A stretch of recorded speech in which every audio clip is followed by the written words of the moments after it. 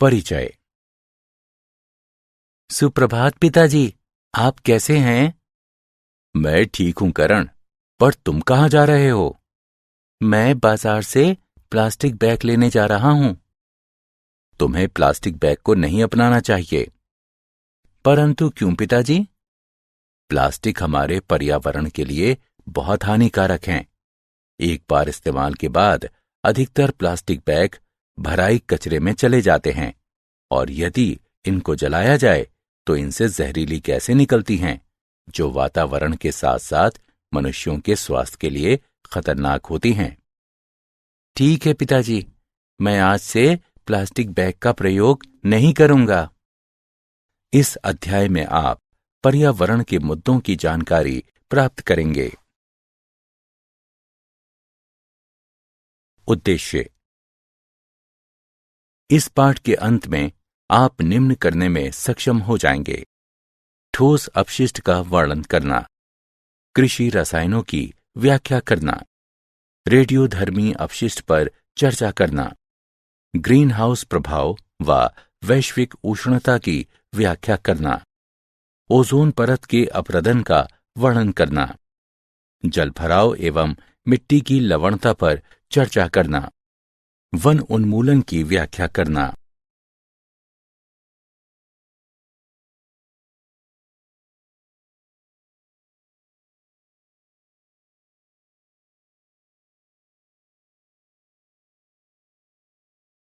ठोस अपशिष्ट। कोई भी कचरा किसी अपजल शोधन संयंत्र से प्राप्त अवमल और ठोस, द्रव, अर्धठोस या गैसयुक्त पदार्थ ठोस अपशिष्ट है।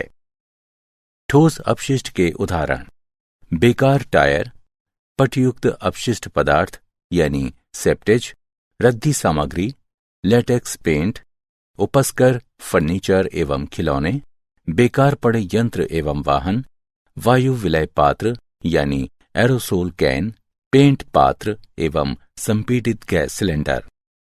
ठोस अपशिष्ट को मुख्यतः 3 वर्गों में वर्गीकृत किया जा सकता है: जैव निम्नीकरण योग्य, पुनश्चक्रण कूड़ा, जैव निम्नीकरण अयोग्य।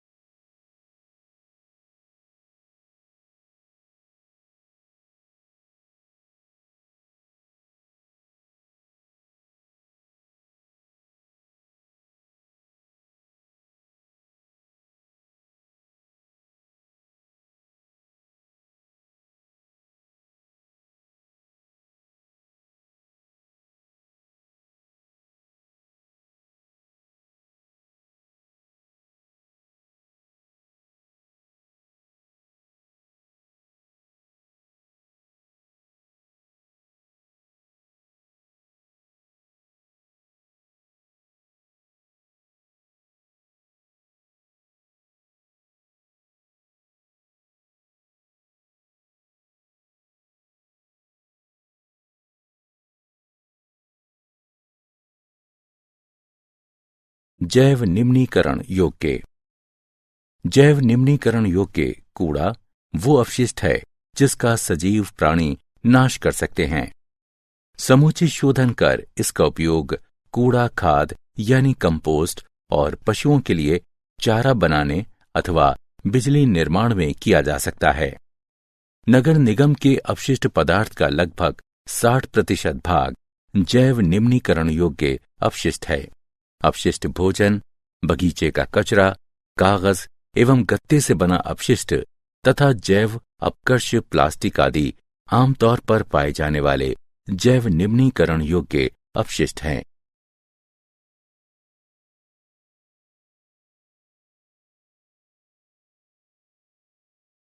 पुनश्चक्रणीय।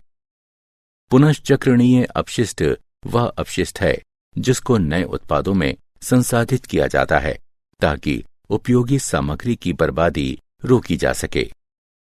पुनश्चक्रण के लाभ बहुमूल्य संसाधनों की रक्षा के साथ साथ पर्यावरण संरक्षित करने में सहायक है।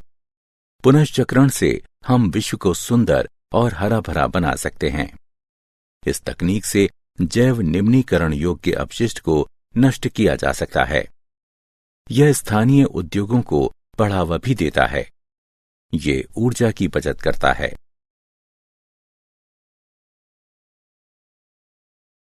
जैव निम्नीकरण अयोग्य अपशिष्ट। जैव निम्नीकरण अयोग्य अपशिष्ट वह अपशिष्ट है जिसका प्राकृतिक रूप से जैव अपघटन नहीं हो सकता है। इस अपशिष्ट के कारण भूमि भराव यानी लैंडफिल में लंबे समय तक बने रहते हैं, जिससे रासायनिक रिसाव द्वारा भूजल संसाधनों के प्रदूषण का खतरा बना रहता है। जैव निम्नीकरण अयोग्य अपशिष्ट के उदाहरण हैं प्लास्टिक, कांच, धातुएं इत्यादि। कुछ खतरनाक रसायन एवं विषाक्त पदार्थ यानी टॉक्सिन भी गैर जैव निम्नीकरण योग्य अपशिष्ट हैं।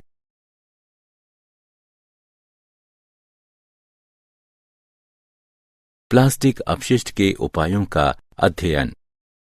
प्लास्टिक नायलॉन जैसे कार्बनिक बहुलकों की विस्तृत श्रृंखला से बना एक कृत्रिम पदार्थ है जिसे किसी भी रूप में ढाला जा सकता है। 57 वर्षीय अहमद खान पिछले 8 वर्षों से प्लास्टिक का उत्पादन कर रहे हैं। लगभग 8 वर्ष पहले उनकी कंपनी ने पुनश्चक्रित प्लास्टिक से एक पॉलीब्लेंड नामक पाउडर विकसित किया। इस मिश्रण को तब कोलतार में मिलाकर सड़कें बनाने के काम में लाया गया। इस प्रकार संपूर्ण प्लास्टिक कचरे का प्रभावी ढंग से इस्तेमाल किया गया।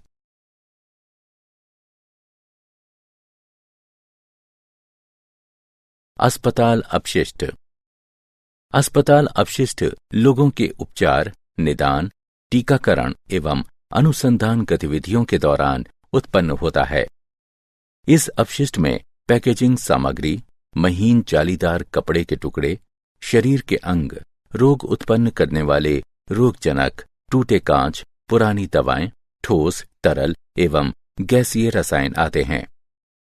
इसमें रेडियोधर्मी अपशिष्ट भी शामिल हैं।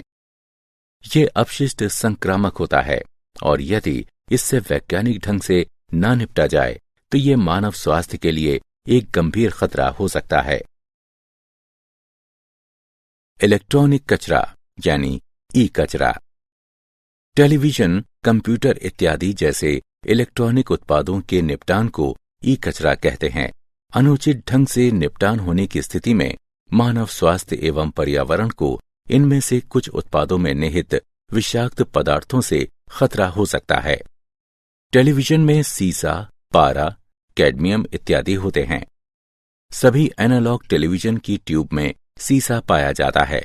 सीसा मनुष्यों, विशेषकर बच्चों के लिए अत्यंत हानिकारक होता है। पारा तो अल्प मात्रा में भी विषाक्त होता है। ये मस्तिष्क एवं गुर्दों को नुकसान पहुंचा सकता है। लंबे समय तक कैडमियम के संपर्क में रहने की स्थिति में किसी व्यक्ति के गुर्दे, यकृत एवं हड्डियां क्षतिग्रस्त हो सकती हैं।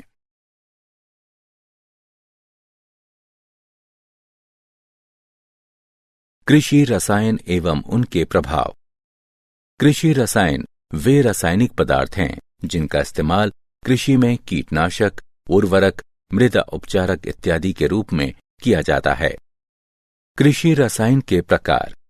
उर्वरक, ये वो पदार्थ हैं जिनका प्रयोग भूमि की उर्वरकता को बढ़ाने के लिए किया जाता है ताकि उपज में वृद्धि हो।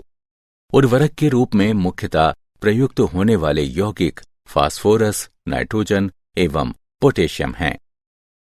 चूने और अम्ल के रूप में परिवर्तित करने वाले पदार्थ। भूमि में बोई गई फसलें या तो अति अम्लीय होती हैं या अति क्षारीय।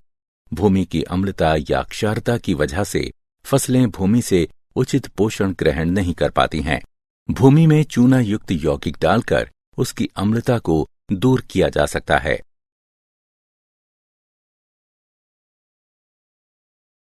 कृषि रसायन के प्रकार। मृदा उपचारक, इस प्रकार के पदार्थ मिट्टी की वातन एवं जल धारण क्षमता को बढ़ाकर मिट्टी की दशा को सुधारते हैं। मृदा उपचारक के निर्माण में गोबर की खाद, फसल के अवशेष इत्यादि का प्रयोग किया जाता है। कीटनाशक, कीटों, अवांछित पौधों इत्यादि के नाश के लिए प्रयुक्त रसायनों को कीटनाशक कहते हैं।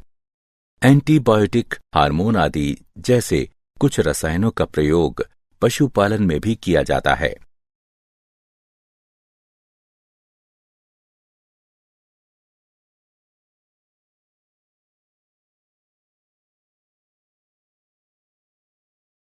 जैव खेती का केस अध्ययन।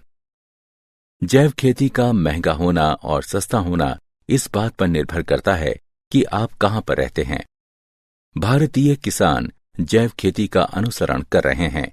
भारतीय किसानों की आर्थिक स्थिति मजबूत न होने के कारण उनके पास कृषि के लिए केवल जैविक उर्वरक तथा कीट नियंत्रक साधन ही उपलब्ध हैं। रमेश चंद्र डागर ने सभी कृषि प्रक्रियाओं को एक श्रृंखला में प्रबंधित किया जो कि एक दूसरे को सहारा प्रदान करती हैं तथा निर्वहनीय विकास का पालन करती हैं। रेडियो सक्रिय अपशिष्ट। रेडियो सक्रिय अपशिष्ट ऐसे अपशिष्ट पदार्थ हैं जो कि एक निश्चित मात्रा से ऊपर रेडियोधर्मिता होने पर प्रदूषित हो जाते हैं। मनुष्य पर रेडियोधर्मी पदार्थ का प्रभाव बहुत हल्का हो सकता है, जैसे त्वचा का लाल हो जाना, तथा कभी कभी ये चिंताजनक भी हो सकता है, जैसे कैंसर या मृत्यु हो जाना। मानव शरीर को होने वाली क्षति निम्न दशाओं पर निर्भर करती है। विकिरण उद्भासन की मात्रा पर, विकिरण उद्भासन के समय की अवधि पर और विकिरण के प्रकार पर। विकिरण की कम मात्रा के उद्भासन से कैंसर के बढ़ने की संभावना अधिक होती है अथवा जनन क्षमता में कमी आती है। वयस्कों की तुलना में बच्चे विकिरण के प्रति अधिक संवेदनशील होते हैं। ग्रीन हाउस प्रभाव एवं विश्वव्यापी उष्णता। वायुमंडल में उपस्थित गैसें जो कि सूर्य के विकिरण को अवशोषित करती हैं तथा अवरक्त किरणों को उत्सर्जित करती हैं के द्वारा पृथ्वी की सतह का गर्म होना ग्रीन हाउस प्रभाव कहलाता है। वायुमंडल में उपस्थित गैसें जैसे कि जलवाष्प, carbon dioxide, chlorofluorocarbon, nitrous oxide, methane आदि ग्रीन हाउस गैसें कहलाती हैं।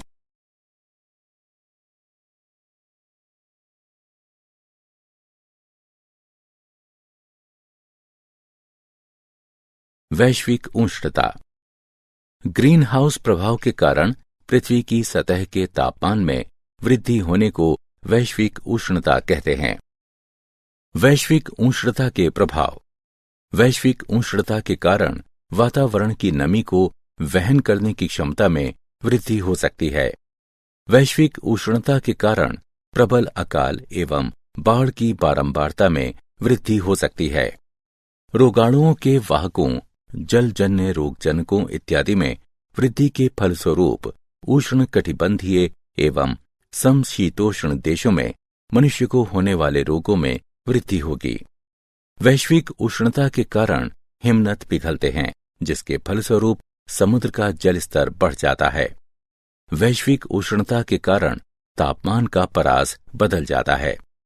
इस परिवर्तन के कारण जीवों के उच्च और अंशाक्षीय वितरण पर प्रभाव पड़ता है। समताप मंडल में ओजोन अवक्षय। समताप मंडल में स्थित ओजोन जीवधारियों को हानिकारक पराबैंगनी विकिरण कुप्रभावों से रक्षा करने में एक प्रमुख भूमिका निभाती है। कई प्रकार के प्रदूषक समताप मंडल में प्रवेश कर ओजोन परत का अवक्षय करते हैं।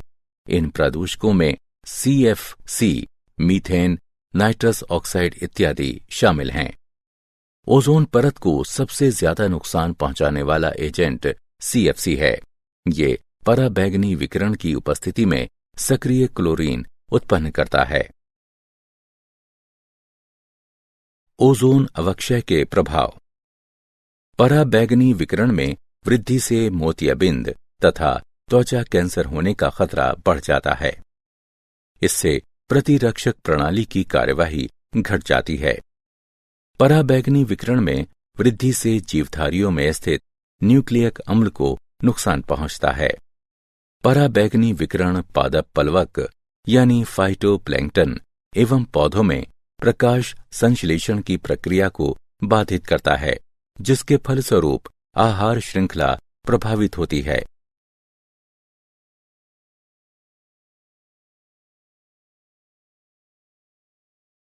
संसाधन के अनुचित प्रयोग और अनुचित अनुरक्षण द्वारा निम्नीकरण। प्राकृतिक संसाधनों का निम्नीकरण इस प्रकार होता है। मृदा अपरदन और मरुस्थलीकरण। ऊपरी उर्वर मृदा के क्षरण को मृदा अपरदन कहा जाता है। किसानों के लिए वर्षा की बूंदें एक समस्या हो सकती हैं यदि ये खाली पड़ी मिट्टी पर गिरें। वर्षा के कारण मिट्टी बह जाती है तथा शेष भाग हवा में विलीन हो जाता है। उपजाऊ या बंजर जमीन की अबाधित चराई, बारंबार दहन, अधिक खेती जैसे मानवीय क्रियाकलाप से मिट्टी को अनुपजाऊ बनाना मरुस्थलीकरण कहलाता है।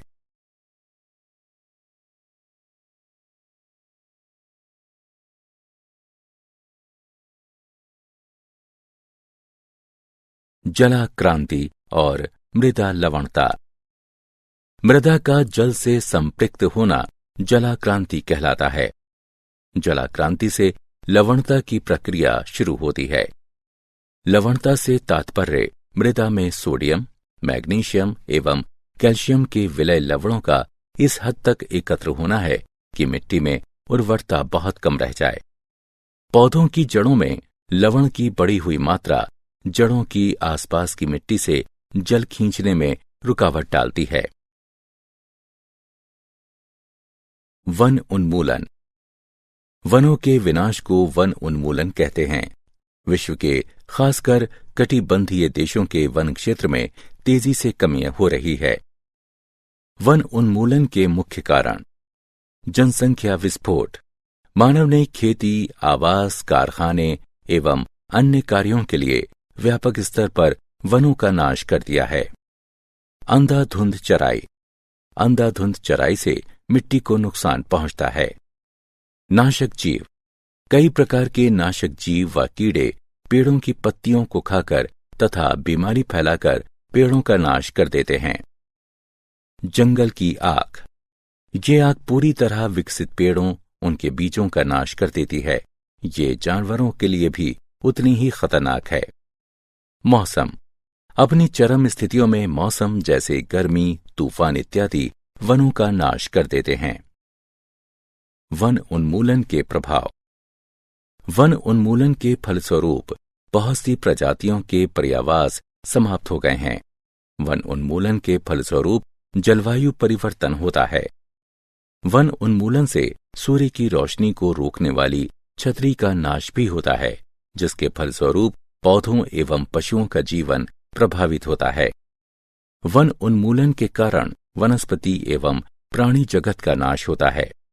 वह प्रक्रिया जिसमें काटे गए वनों को फिर से लगाया जाता है पुनर्वनीकरण कहलाती है। वन संरक्षण में लोगों की भागीदारी। एक अध्ययन। वन संरक्षण में लोगों की भागीदारी का एक उदाहरण है चिपको आंदोलन। पहला चिपको आंदोलन अप्रैल सन 1973 में शुरू हुआ और अगले 5 वर्षों में ये तत्कालीन उत्तर प्रदेश में हिमालय के कई जिलों में फैल गया।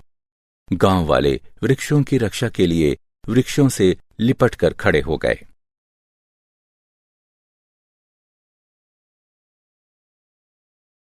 क्या आप जानते हैं, उपग्रह से प्राप्त नए आंकड़ों से पता चलता है कि अंटार्कटिका में सी आइस यानी समुद्री बर्फ वास्तव में बढ़ रही है। सुंदरलाल बहुगुणा चिपको आंदोलन के एक नेता थे, जिन्हें 1981 में पद्मश्री सम्मान, 1987 में राइट लिवलीहुड सम्मान तथा सन 2009 में पद्म विभूषण से विभूषित किया गया।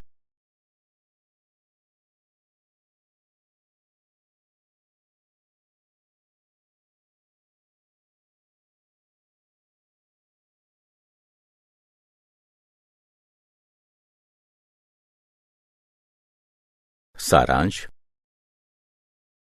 आइए हमने जो कुछ सीखा है उसे संक्षेप में दोहराएं। किसी भी प्रकार का कचरा तथा एक अपशिष्ट जल उपचार संयंत्र से प्राप्त अवमल ठोस अपशिष्ट कहलाता है। ठोस अपशिष्ट को 3 मुख्य प्रकारों में बांटा जा सकता है: जैव निम्नीकरण योग्य, पुनश्चक्रणीय तथा जैव निम्नीकरण अयोग्य। टेलीविजन, कंप्यूटर इत्यादि जैसे इलेक्ट्रॉनिक उत्पादों के निपटान को ई कचरा कहते हैं। कृषि रसायन वे रासायनिक पदार्थ हैं जिनका इस्तेमाल कृषि में कीटनाशक, उर्वरक, मृदा कंडीशनर इत्यादि के रूप में किया जाता है। रेडियो सक्रिय अपशिष्ट वो अपशिष्ट पदार्थ हैं जिनमें एक स्तर से अधिक रेडियो सक्रिय विकिरण होता है। पृथ्वी की सतह के वातावरण में मौजूद गैसों के सौर विकिरण को रोक लेने तथा अवरक्त विकिरण उत्सर्जित करने के कारण गर्म होना ग्रीन हाउस प्रभाव कहलाता है। वायुमंडल में मौजूद गैसों को ग्रीन हाउस गैसें कहते हैं।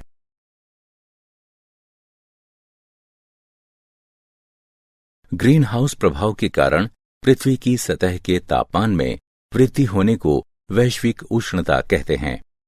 ओजोन परत को सबसे ज्यादा नुकसान पहुंचाने वाला एजेंट सीएफसी है। ये पराबैंगनी यूवी विकिरण की उपस्थिति में सक्रिय क्लोरीन उत्पन्न करता है। सबसे ऊपरी मृदा जो कि बहुत उर्वर होती है, इसका हटाया जाना मृदा अपरदन कहलाता है। उपजाऊ जमीन या बंजर जमीन का आबादित चराई, बारंबार दहन, अधिक खेती करने जैसे मानवह क्रियाकलापों द्वारा मरुस्थल में परिवर्तित हो जाना मरुस्थलीकरण कहलाता है। मृदा का जल से संपृक्त होना जलाक्रांति कहलाता है। जलग्रस्तता के कारण लवणता की प्रक्रिया शुरू होती है। वनों के विनाश को वन उन्मूलन कहते हैं। वह प्रक्रिया जिसमें साफ किए गए वनों को फिर से लगाया जाता है पुनर्वनीकरण कहलाती है।